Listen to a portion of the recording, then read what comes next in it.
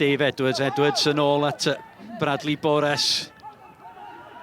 Venables ac yna Dave Edwards. Cyfle clir o fewn y 2 funud gynta. Os ydych chi'n disgwyl i'r prif sgoriwr Dave Edwards daro cefn y rhwyd o'r fanna. Woods. Venables i fyny amdani. Mae'n disgyn i Rutherford. Yn ôl i gyfeiriad Venables ar peniad a Dave Edwards ar cyffyrddiad. I gefn y rhwyd. Da ni hanner ffordd union drwy'r hanner cynta. Dave Edwards i 7fed gôl y tymor hwn. Prif sgoriwr y Bala.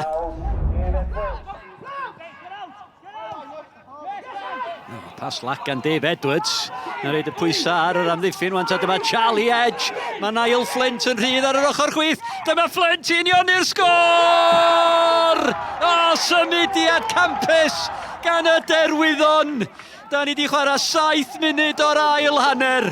Wel, Dave Edwards o bawb gollodd y meddiant. Y gwrth ymosodiad.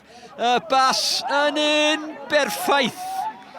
A'r bel i gefn y rhwyd gan Niall Flint. Bala 1, Derwyddon Cefn 1. Sang cael ei figilio gan Vieira. Sang os a groesiad i ddod gan Chris Sang.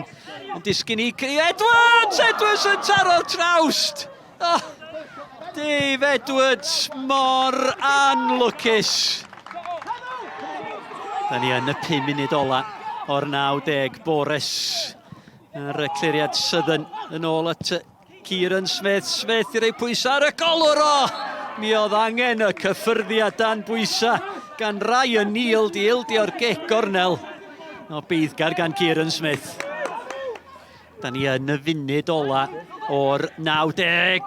Bale yn disgyn ni Dave Edwards ar ymyl y cwrt, dim trosedd. Rutherford, Southern. Nôl at Rutherford, wan tam yn amser fan hyn i Rutherford gael ei groesiad i fewn ar ochr bella. Venables! Taro'r trawst! Dyna'r cyfle am y triffwynt i'r Bala.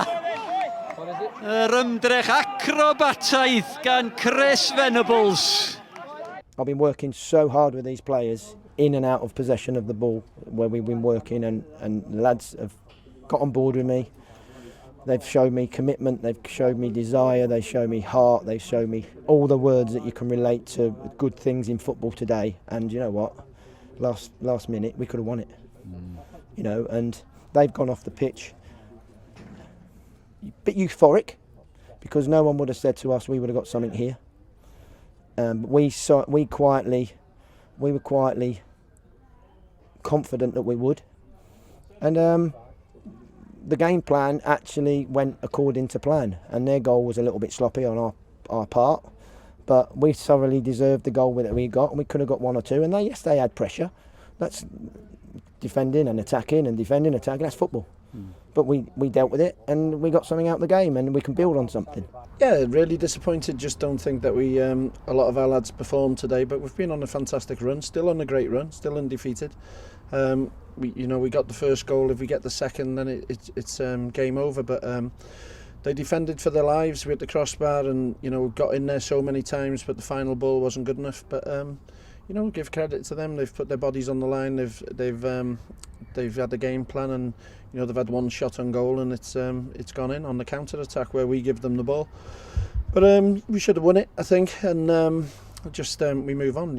It just shows where we've come in the years that we're disappointed with a draw at home.